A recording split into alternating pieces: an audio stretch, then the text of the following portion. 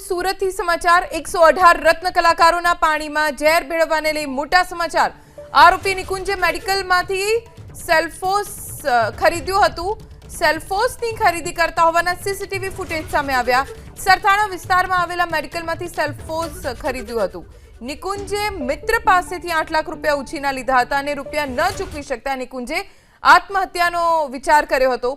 Filter પાસે ગ્લાસમાં દવા નાખીને પીવાનો કર્યો હતો પ્રયાસ। हिम्मत न थता त्या कूलर में सल्फोस नाखी दीधुं।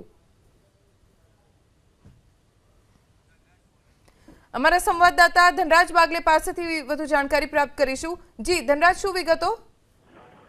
बिल्कुल 118 जेटला रत्न कलाकारोने हत्या करवानुं षड्यंत्र जेणे कर्युं हतुं एना एक बाद एक पुरावा सामे आवी रह्या छे। त्यारे कापोद्रा पोलीसने सौथी मोटी सफलता हाथ लागी छे, जेमां सीसीटीवी सामे आव्या छे। कापोद्रा पोलीसे आरोपीना मोबाइलना डेटा पण छे એ એકત્રિત કર્યા છે। ત્યારે આરોપી નિકુંજ છે તે 12 દિવસ પહેલા ઝેરી દવા મેડિકલમાં લેવા ગયો હતો, તેના સીસીટીવી સામે આવ્યા છે અને જે મેડિકલની અંદર રૂપિયાની ચૂકવણી કરી તે આ રીતે દવા લેતો હોય તે સુદ્ધા શોધી કાઢવામાં આવ્યું છે। સરથાણા વિસ્તારની અંદર આ મેડિકલ છે આવેલું છે અને તેના સીસીટીવી છે પુરાવા તરીકે અત્યારે હાલ એકત્રિત કરવામાં આવ્યા છે। સાથોસાથ સીસીટીવીમાં આરોપી નિકુંજ છે સેલ્ફોસની દવા લેતો નજરે પડી રહ્યો છે। નિકુંજે પોતાના મિત્ર પાસેથી 8 લાખ વ્યાજે લીધા હતા અને લોન ચૂકી ન શકતા તેણે આત્મહત્યા કરવાનો વિચાર કર્યો હતો। ત્યારે ફિલ્ટર પાસે જઈને તેણે આ ઝેરી દવા પીવાનો પ્રયાસ પણ કર્યો હતો, પરંતુ આસપાસમાં જે લોકો છે એ આવજાવ કરી રહ્યા હતા ત્યારે તે ગભરાઈ ગયો હતો અને ત્યારબાદ આ દવા છે સંતાડવાના બદલે તેણે પાણીમાં ફેંકી દીધું હતું,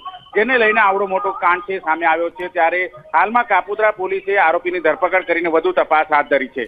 આભાર ધનરાજ, જાણકારી આપવા માટે।